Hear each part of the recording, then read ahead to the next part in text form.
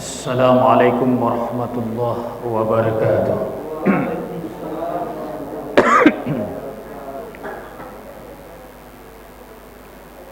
Alhamdulillah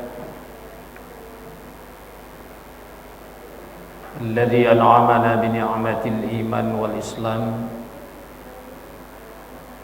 wal hama min at-tibyan wa hadana ila subulus salam. Asyhadu an la ilaha illallah wahdahu la syarikalah wa asyhadu anna Muhammadan abduhu wa rasuluh. Allahumma salli ala Muhammad wa ala alihi wa sahbihi ajma'in. Allahumma rabbi shrah li sadri wa yassir li amri wahlul 'uqdatam min lisani yafqahu qawli. A'udzu billahi minasy syaithanir rajim. Bismillahirrahmanirrahim. Innal ladzina amanu wa 'amilus shalihat ulaika hum khairul bariyah. Shadaqallahul 'azim.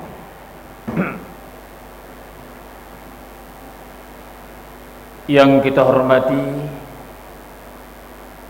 pengurus Musalla Al-Ikhlas, selanjutnya bapak-bapak, ibu-ibu, kaum muslimin, jamaah maghrib rahimakumullah. Pertama sekali, marilah kita kembali tiada henti-hentinya dan selalu mengucapkan puji dan syukur kita kepada Allah. Alhamdulillah, pada malam hari ini hujan sudah mulai turun.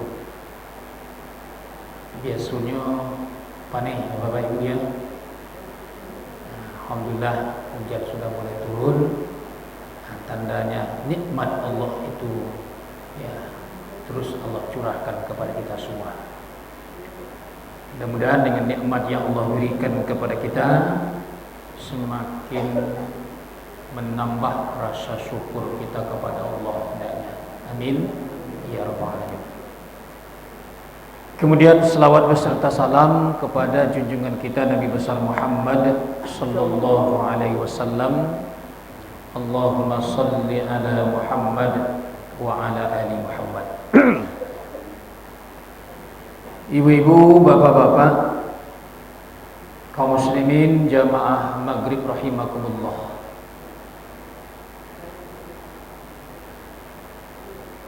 Kajian kita pada malam hari ini dengan topik gagalnya kita menjadi orang yang soleh atau solehah.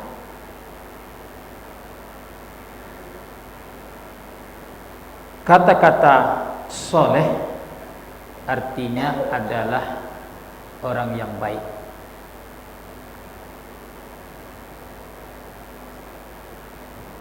Kata-kata soleh itu adalah suatu kata-kata yang terhormat, kata-kata yang mulia, dan predikat yang sangat bagus di tengah-tengah masyarakat.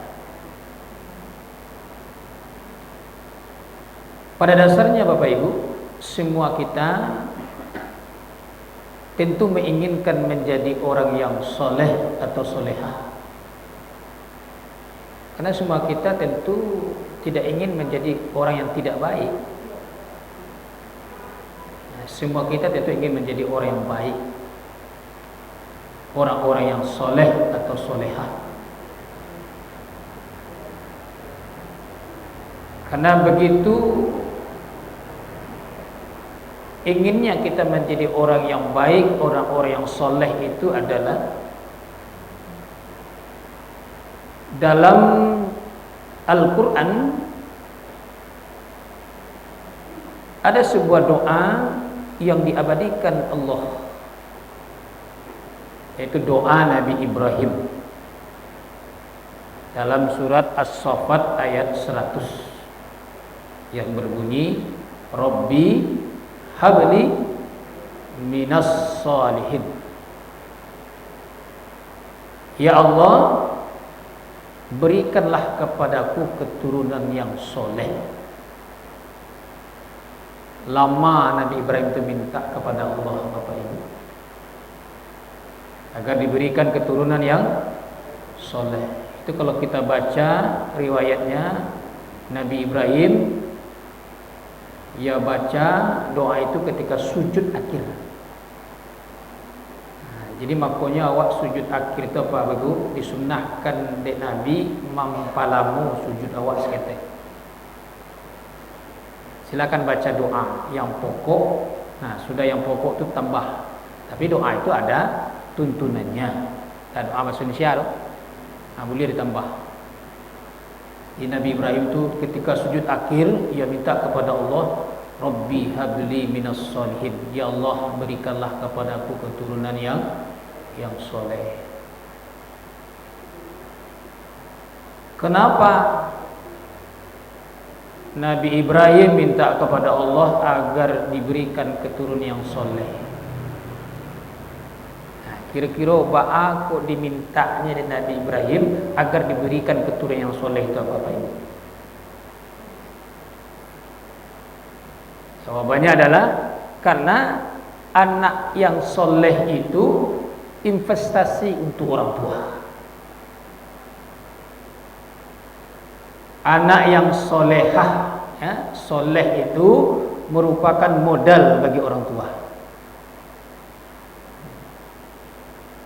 Bapak Ibu, kalau kita diberikan keturunan yang soleh, ciri-ciri anak soleh itu adalah pertama, ia patuh dan taat kepada Allah.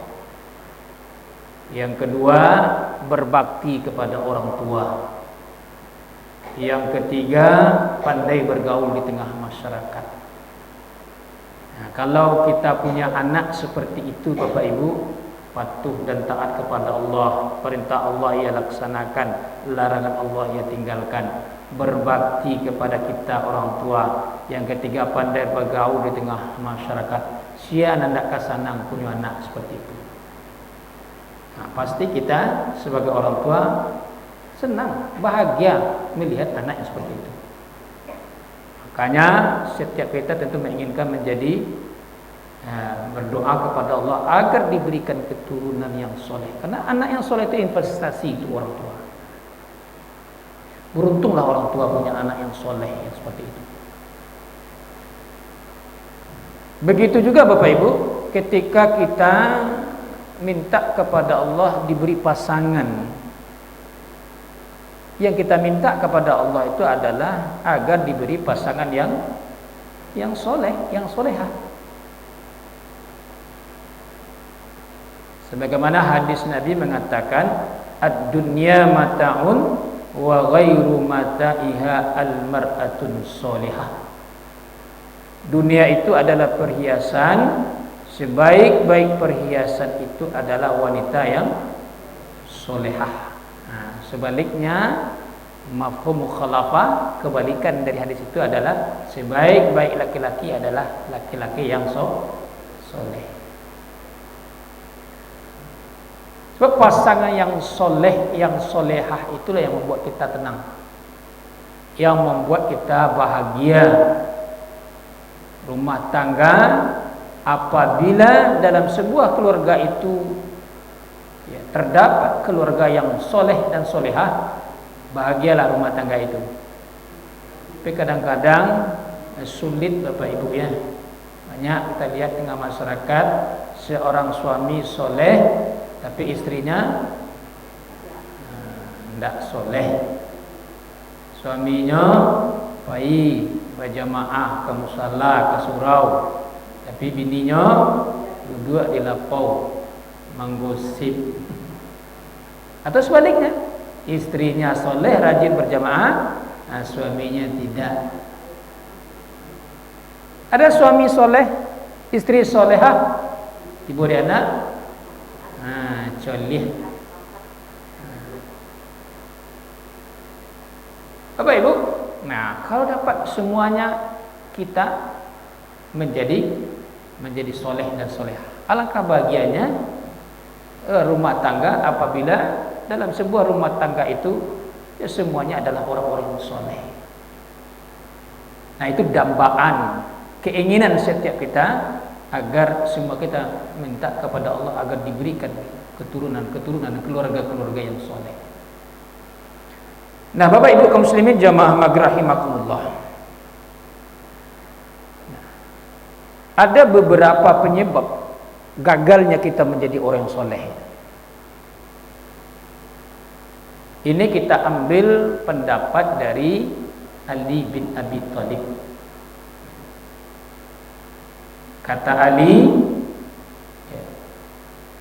laula khamsun khisalun la saran nas kulluhumus salih.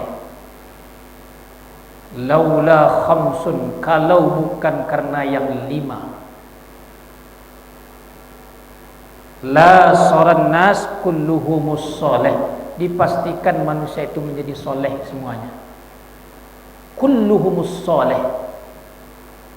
Tapi di gara-gara adunan 5 gagallah seorang menjadi orang yang soleh.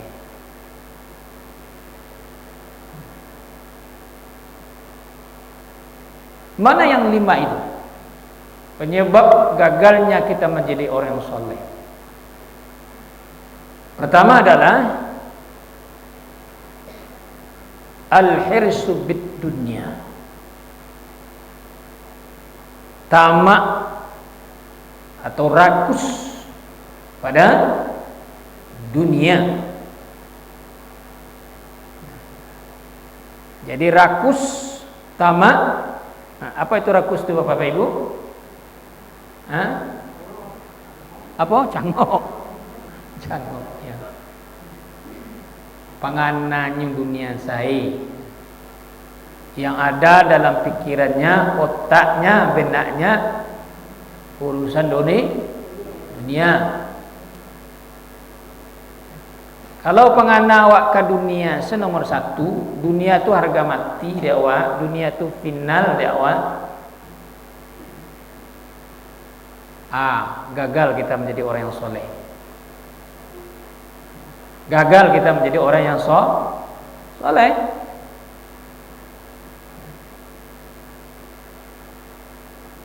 Orang yang mementingkan hidup di dunia, ya, sebenarnya Bapak Ibu itulah awal mula dari pangkal dosa itu.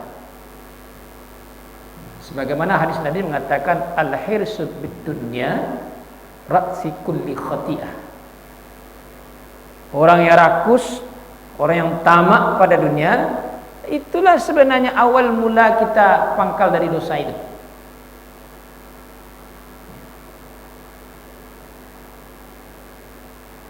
Nah oleh karena itu Bapak Ibu, bila hidup kita, orientasi kita hanya dunia, dunia itu adalah pekerjaan, harta, pangkat, jabatan, nafsu. Kalaulah itu yang ada dalam pikiran kita, yang kita utamakan dalam hidup kita, itulah yang menyebabkan seseorang itu gagal menjadi orang yang soleh. Kenapa? Karena kalaulah dunia yang menjadi tujuan utama kita, itulah yang membuat kita lupa kepada Allah. Setidak-tidaknya lalai daripada mengingat Allah. Kalau dunia nomor 1 dewa.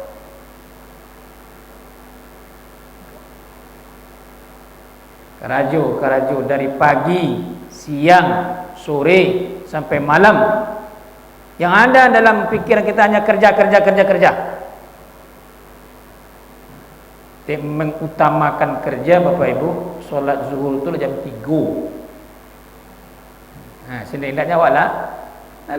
Sibuk, tangguang gua. Ditunda.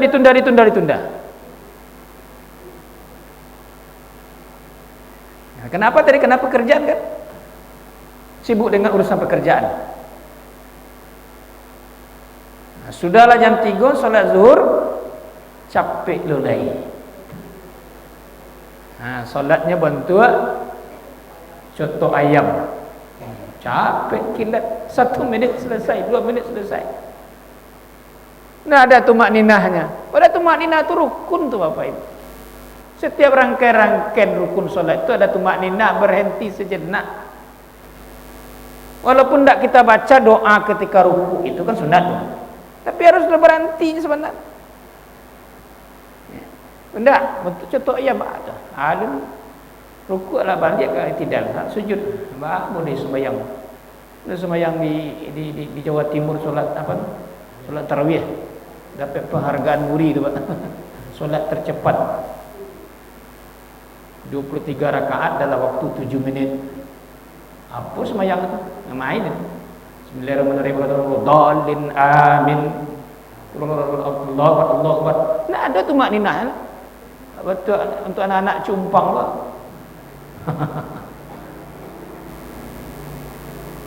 Tumanina itu rukun. Berhentilah sejenak. Walaupun tidak kita baca doa sujud, doa ruku, doa i'tidal, tapi harus ada berhenti sejenaknya. Itu sembahyang. Ruku dan tumakninahnya kan dibaca dan anak ketika didikan subuh. Sujud dengan tumakninah. Bakok capek sembahyang dek tadi, dek urusan dunia tadi, dek kerajo tadi. Nah, jadi itu yang membuat kita lalai. Dalam surah Al-Jasiyah ayat 21 Allah ingatkan kepada kita, afara'aita man ittakhadha ilahu hawahu.